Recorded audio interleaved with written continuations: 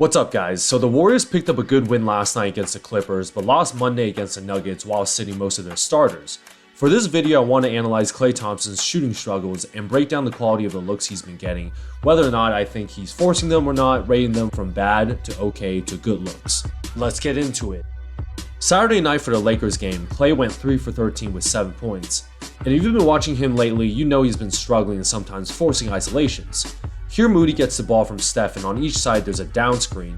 Batum decides to top block Klay from going to the Looney screen, and as a result Klay back cuts. Moody somehow gets the ball to him, and Klay shoots a one-legged 15-foot baseline jumper with Zubac in his face. He knocks this down, but let's be honest, that was a bad look and the Clippers would live with this. Klay brings the ball up here and Looney sets a pick for him to go right. Morris decides to go over with Zubac in drop coverage, and Klay pulls up for a wide open with a small contest from behind. He misses this, but I would qualify this as a good shot. You can see Thompson going baseline here with Morris semi-picking him up, but falls asleep as Klay curls to the wing wide open.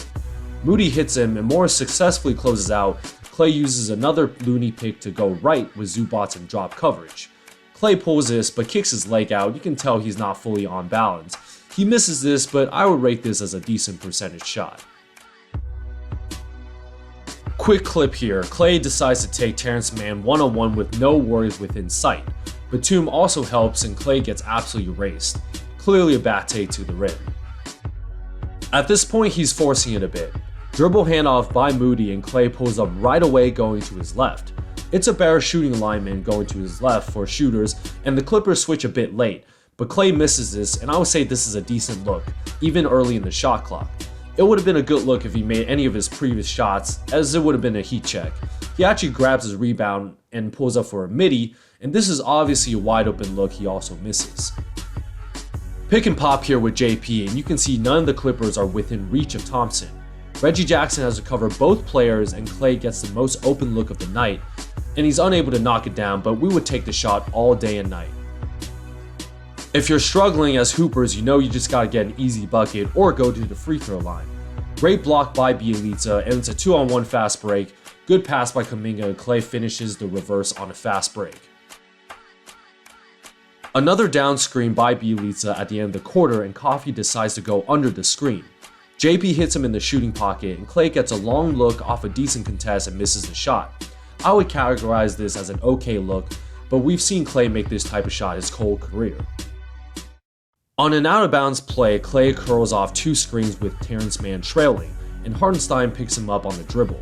Bjelica is actually wide open here, but Klay pulls up for another midi and drains this.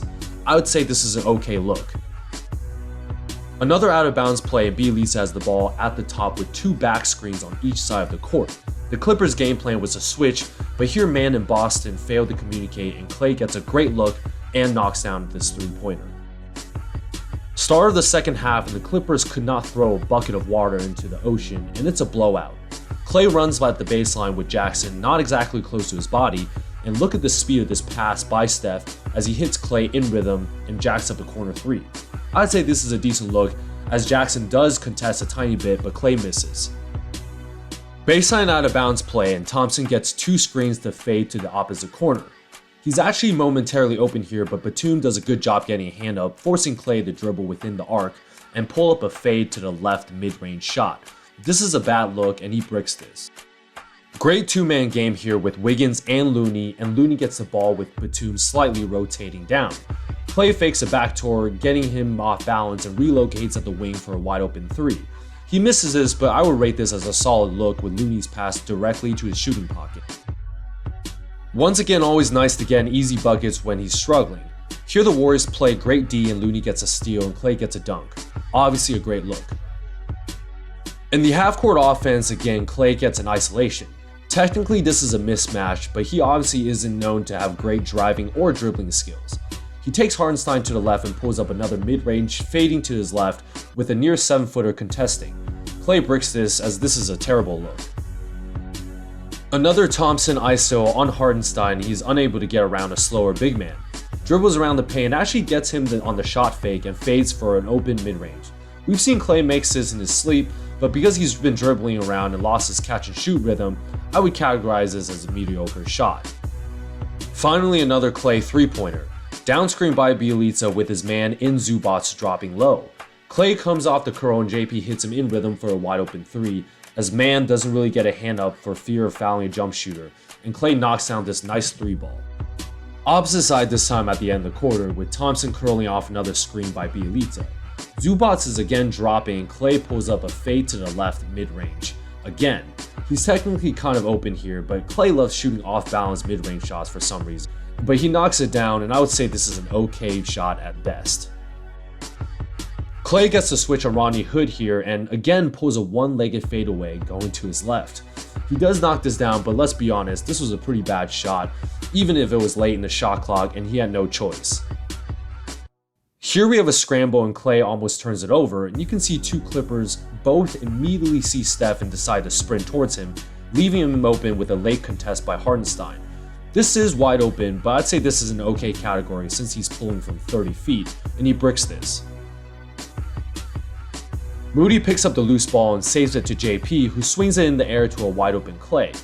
Hood runs him off the three-point line and Klay banks in open mid-range, even though he's jumping forward and off balance. This is an open shot. For probably the fifth time last night, Thompson unsuccessfully drives past a defender using his left hand into a double team with Hartenstein jumping to contest his fade to the left shot. Terrible look, but at this point it doesn't really matter as this game is almost over. There you have it, guys. I really wanted to dissect with a unique video about how Klay Thompson is getting his shots and the quality of his looks. After counting it up, I categorized his 23 shots last night, with 9 of them being good looks, 8 being decent looks, and 6 being bad looks. Thompson went a bad 9 for 23 and 2 for 9 from downtown, but we've seen the previous games his struggles and some forced shots. To reassure Warriors fans, no one is coming back from 2 devastating sports injuries, will be playing at an all-NBA level within the first couple of months.